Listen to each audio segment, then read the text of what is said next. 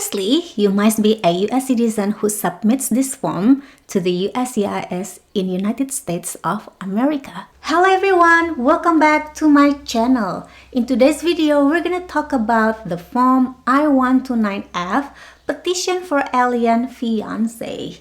And I would like to share how my husband and I fill out this form together. Actually, he's the one who submitted this application to the USCIS in USA. He was my fiance at that time. Of course, he's my husband right now. He is a US citizen and he's applying for me to come and live in the United States. Now, without further ado, let's get started. Okay, let's go over to the USCIS webpage. There are two forms right here that you will download. This is the form I-129F that you are going to fill out, then send it to USCIS. And the other one is the instruction for form I-129F. I suggest you to always read these whole instructions while you fill out this form, and please make sure that you are downloading and filling in the most recent up-to-date version. This top box here is for the USCIS only, so we just leave it blank. And in the top right hand corner is the I-129F version. Now let's start here. Type or print in the blank ink. Part 1. This is information about you.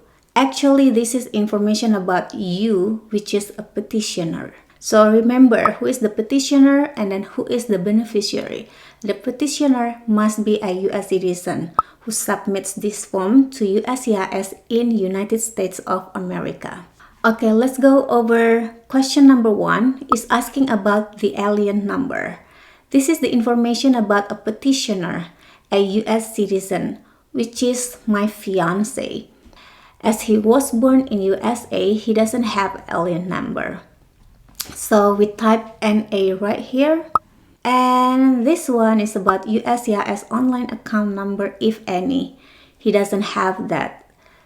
Next is the question number 3 is about US Social Security number. Yes, he does have that. And then I add Social Security number right here. Number 4, select one box to indicate the classification you are requesting for. In my case, the petitioner is requesting for K1 visa. So I came to the USA with K1 visa and my husband is the one who submitted this form to the USCIS at that time. Question number 5 is not applicable to me, so I just leave it blank. In this section, the petitioner will provide their full name, family name, given name, and middle name.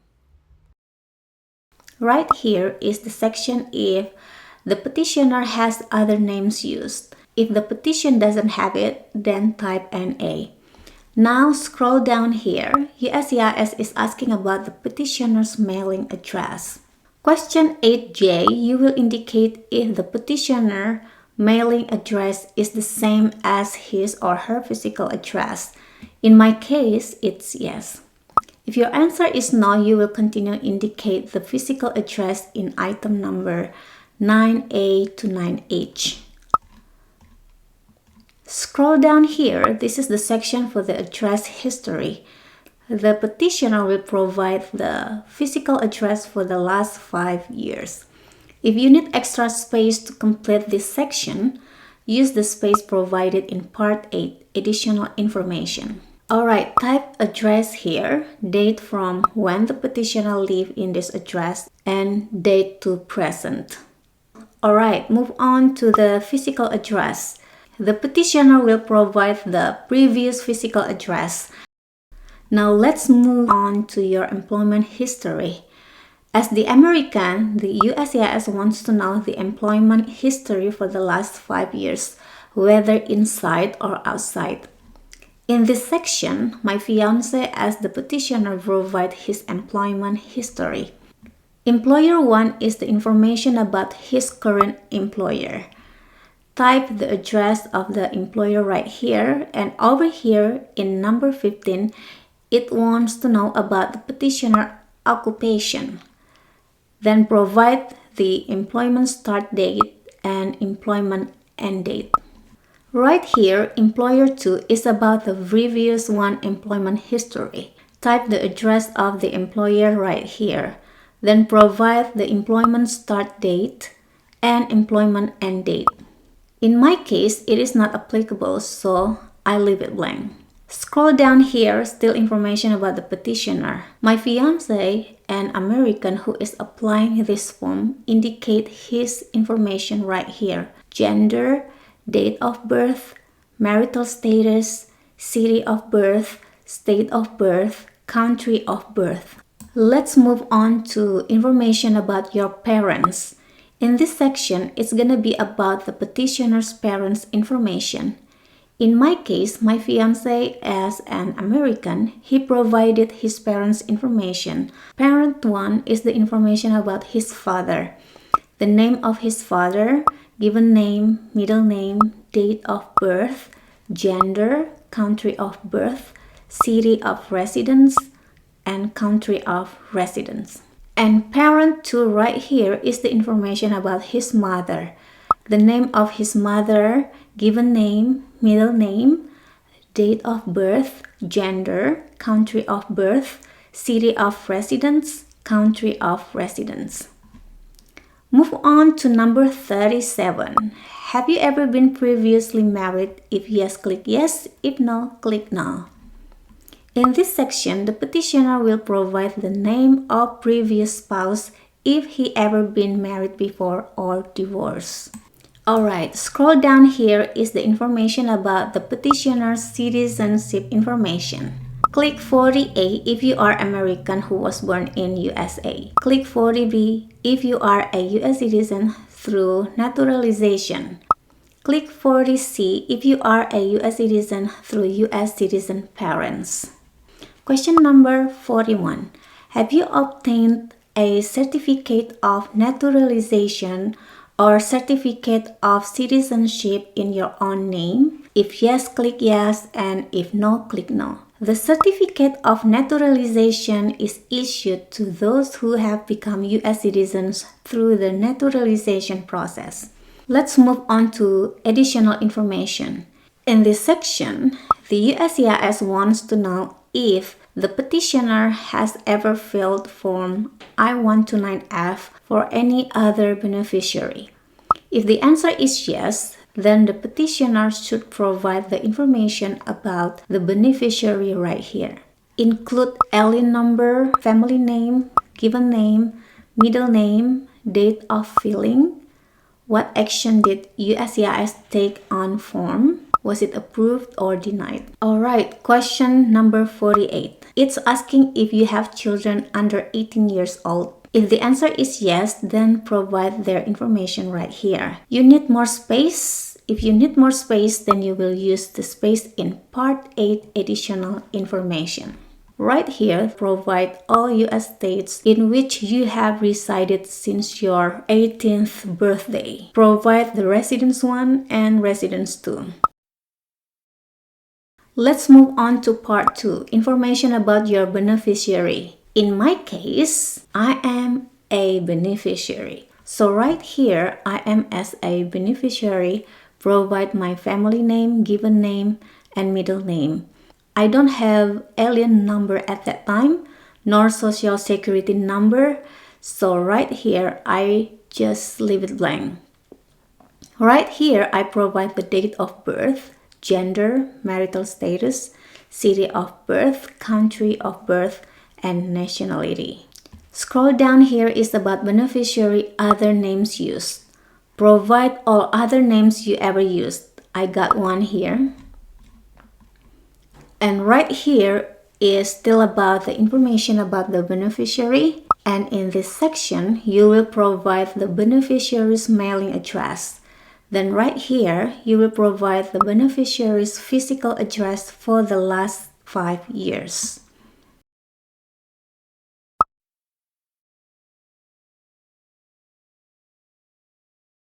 Move on to your beneficiary's employment history. Right here, you will provide the beneficiary's employment history for the last 5 years. whether inside or outside.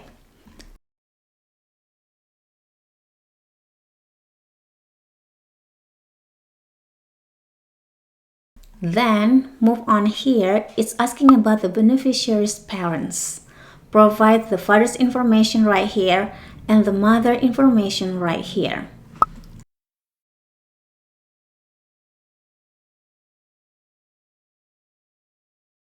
Question number 34.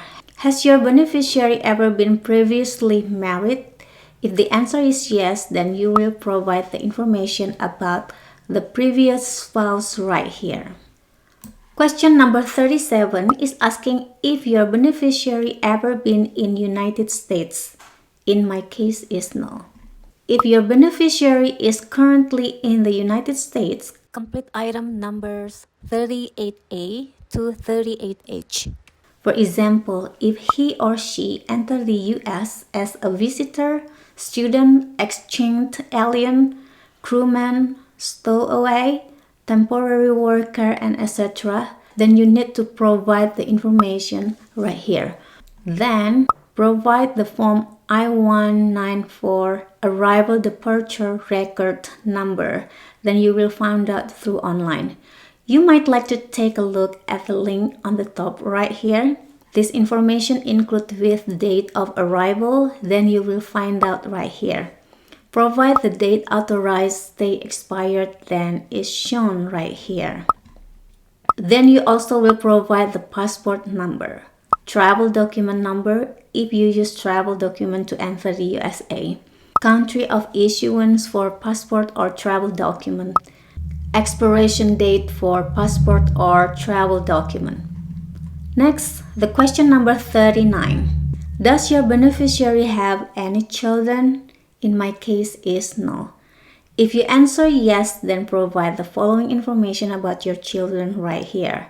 If you have more than one children, you will provide their information in Part 8, additional information. Next, question number 43 is asking if the child resides with your beneficiary. If the answer is no, then you will provide the child's physical residence right here. Now let's move on here. This is the information where the beneficiary intends to live. So this will be the address for your beneficiary to live in the US once she or he enter the USA. Next, this is about the beneficiary's physical address abroad. Next, if the beneficiary's native alphabet does not use Roman letters, so you should provide his or her name and physical address abroad in the native alphabet. In my case, I am from Indonesia. This section does not apply, but it might apply to you, especially for those of you who are from China, Japan, Korea, Arab, and any other country. You will provide your address and name in your native alphabet right here. Otherwise, skip to the next question, item number 51. Next, still information about your beneficiary. Number 51. Is your fiancé related to you? In my case, the answer is no. Number 52. Provide the nature of relationship. Indicate whether you and your beneficiary have a familial relationship, and if so, describe the nature and degree of relationship. For example, second cousins, maternal aunt or uncle. Select an A if the beneficiary is your spouse. Next, question number 53. Have you both met in person during the 2 years before filling this petition? If you answer yes, then you need to explain the circumstances of your in-person meeting in item number 54. In this application, you should provide the evidence such as photos when you both met. I have the video on how I prove our relationship is real when we met together, and you can check it out at the link on the top right here. Now, how about if your answer is no? Let's take a look at the instruction right here. If you respond no to item number 53, explain in detail any reasons you may have for requesting an exemption from the requirement that you and your fiancé must have met in person during the 2 years immediately before filling this petition in item number 54. Now let's move on to number 55. In this section, USCIS is asking if you both meet through the service of IMB. IMB stands for International Marriage Broker. In my case, it is not applicable to me.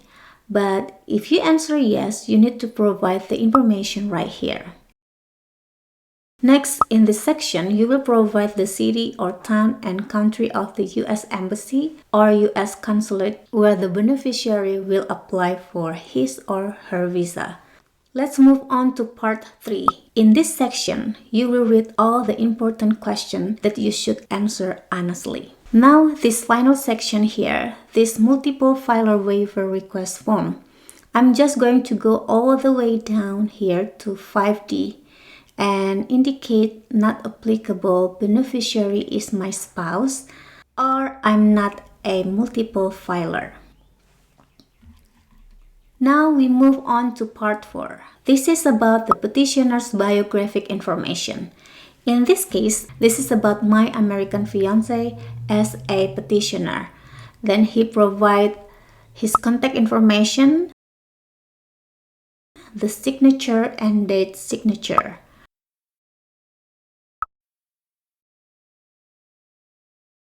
Move to part 6. This is about the interpreter's contact information if you use them.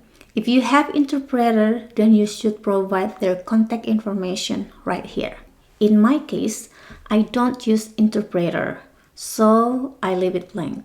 Move to part 7. This is about the preparer's contact information. I will leave it blank as I don't use them. So guys, that's all from me today. Thank you for watching this video. I hope this video is useful for you. Please subscribe to this channel to watch more videos about my immigration journey. Best of luck for your immigration journey and we'll see you again in the next one. Goodbye!